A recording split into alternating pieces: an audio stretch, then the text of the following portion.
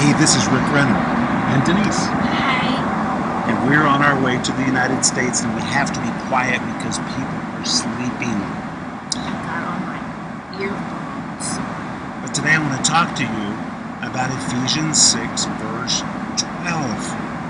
It says, "For we wrestle not against flesh and blood." That word wrestle is the word pale, P-A-L-E. It describes a wrestling match or a real contest.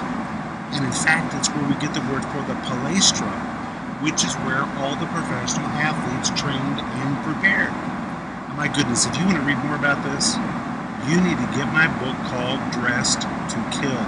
It is amazing what you will read in that book about that word wrestle. My friend, it emphatically means spiritual warfare is a real fight. Now, we're not trying to win a victory because Jesus already won it. We're trying to stay in good shape so we can retain our victory, which Jesus bought for us at the cross and at the resurrection. But that word wrestle, it really means a fight. The devil's not kidding. I mean, this is a knockdown, drag out. It describes wrestlers. It describes boxers.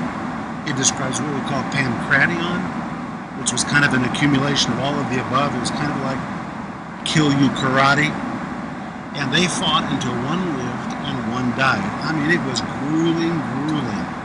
And that is the word Paul uses when he says, "For we wrestle not against flesh and blood, but against principalities and powers and spiritual wickedness in high places."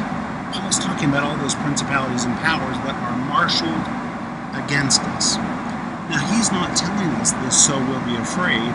He's telling us this so we'll be prepared, equipped.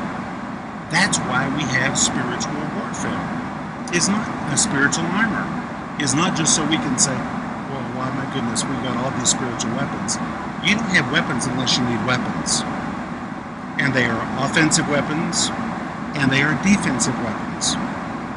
And Paul says, you need to understand, there is a wrestling match. In fact, the Greek actually says, "For the wrestle is to us," implying that every person will be drawn into a spiritual conflict at some point or another.